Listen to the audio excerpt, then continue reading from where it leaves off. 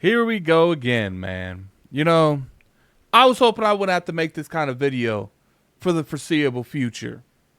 But we are in the gaming industry, and there's a lot of unnecessary stuff happening all the time. Today we're going to be talking about PlayStation locking down titles away from Xbox. What's going on, you guys? Gaming out here coming at you another video. Wukong. Black Myth Wukong. For the longest time, this game was designed and this game was marketed as a multi-plat. And for the most part, people expected it to come out for everything. And then sometime last year, this year, I think it was the Summer Game Fest. It was marketed on the screen as just the PlayStation game in terms of consoles. Sure, it was coming to PC, but it was also on PlayStation. So, first thing everyone did, including myself, is say, damn, Xbox got the shaft. PlayStation has came out there and they have bought the rights. They are the only console market in town these days.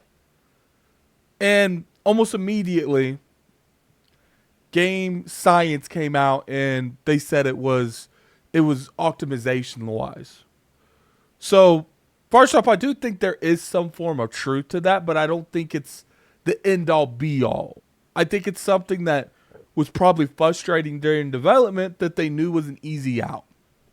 Now, in terms of that, how many other developers are using that as an example when they know it's not the issue? Because it does bring into question when a developer comes out there and they say the Series S is the reason the game isn't on the platform or doesn't run the greatest on the platform, but they're almost deliberately caught lying, according to Paul Tassi. That's who's bringing up this. We'll go over the Twitter stuff here in a second.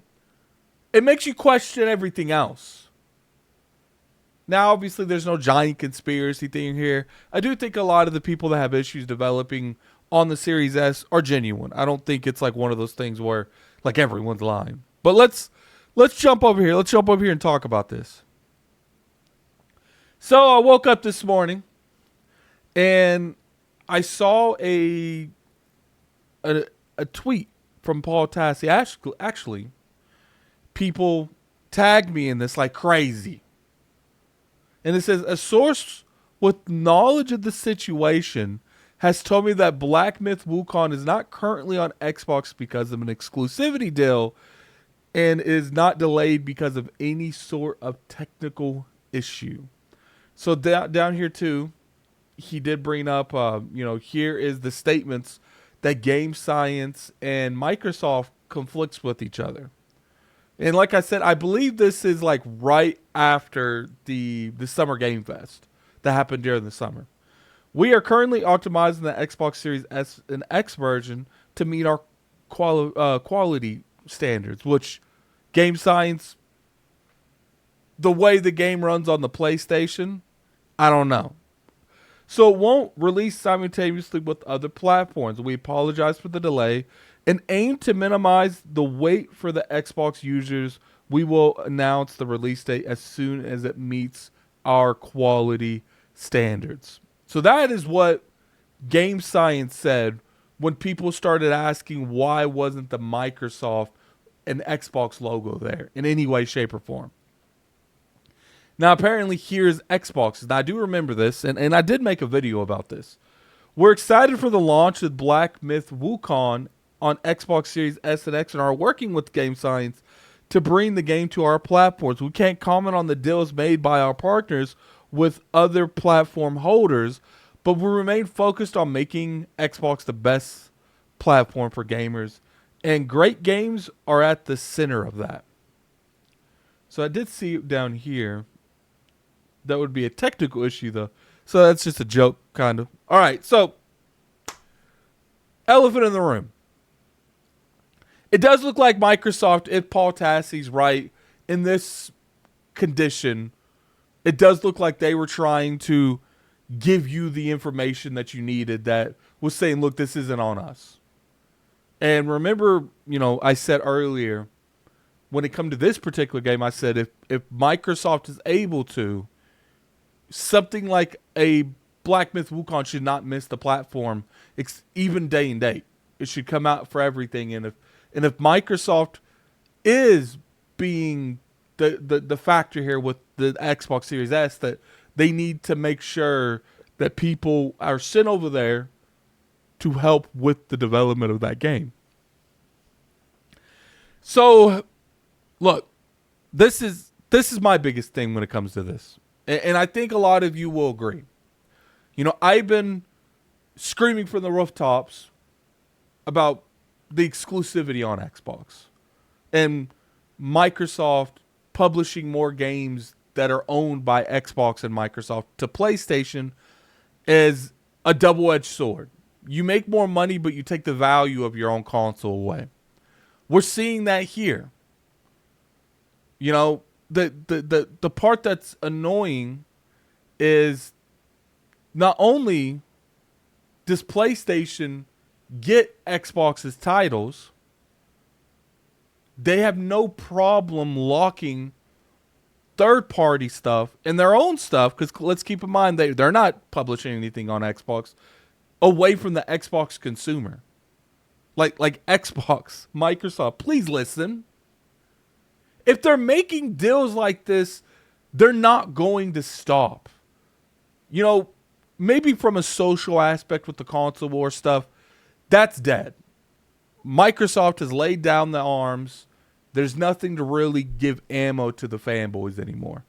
But in terms of like the hardware side, there's still a console competition, console war going on. And all you essentially did here is put down your arms, and now you have nothing to fight with. PlayStation's still sending troops to the front line. PlayStation's still trying to flank you with the commandos from the back. They're still dropping bombs from overhead.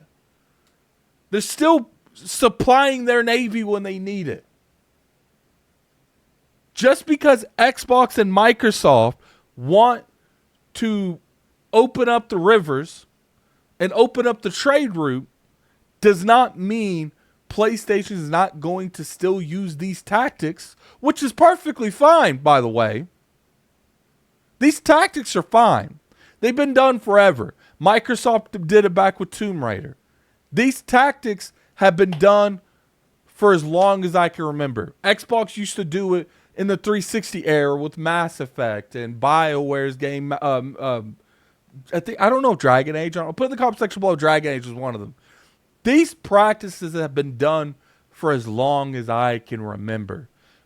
But up until now, Microsoft and Xbox either had their first-party stuff or they were willing to go out there and get their own timed exclusives. Now it feels like unless it's on Game Pass, Microsoft doesn't see it's worth the money or the investment up front to do something like this.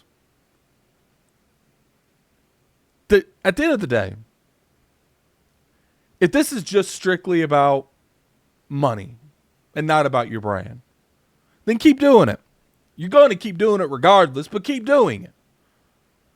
But at the end of the day, when you're looking at the hardware console consumer, and that individual is saying, yo, Black Wukong, their brother or their best friend's playing. Yo, what's it called? And they're looking it up on the store and they don't see it.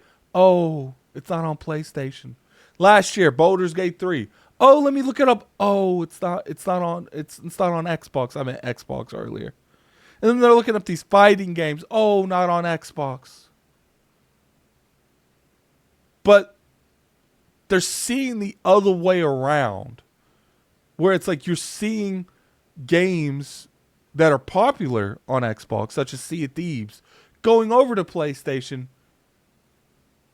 Once you hit that casual market, that casual consumer, which I think you have at this point. I see people on TikTok that have no clue the day-to-day stuff that goes in the gaming industry. And they say not to buy an Xbox. What you think will happen next generation? PlayStation has no problem looking at your consumer and saying, come and buy a PlayStation. They don't value you, we will. And until Xbox gets that across their head and gets that through their head, they're going to continue to see these type of issues. Because Black Wukong was quick. They have done that recently. When PlayStation's in a situation, to me, they see Xbox playing nice, and they're looking at the back of their head, we can finally get rid of them. We can get them up out of here completely. And that's what I think they're doing. I think they're looking to take as much advantage of this situation, as much advantage as the decisions Microsoft and Xbox are making, because they know at the end of the day, they know that this is going to take more of the fans that might buy an Xbox in the future.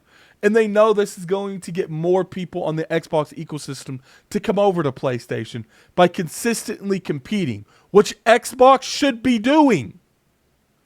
I don't know why people insist on Xbox not wanting them to compete. Xbox should be doing this. When you lay your arms down, you give your opponent all the advantage in the world. Maybe Microsoft will realize what they're doing is wrong one day. Maybe it's not wrong. I don't know. I don't know exactly who's in the right here. I'm never going to know it. But anyway, in the comment section below, tell me what you guys feel about this. Like I said, you guys know how I feel. I feel like Microsoft needs to compete. There got to be lines. There's got to be messaging. If some things are going over, messaging. Tell everyone. Be transparent. What's going over, what's not. But when people in the industry are hearing stuff about Gears coming over, Gears Collection, or the Halo Collection edition, what perception do you think long-term that's going to keep people investing into the Xbox ecosystem? But anyway, put it in the comment section below. I'm very curious to hear your guys' opinion in this. If you guys enjoyed this video, definitely hit that like button. It's always appreciated. You could always sub to the channel. We make weekly content over there. Appreciate all the support here recently, guys. And until next time, this is Gaming Addict. I'm out of here. Peace.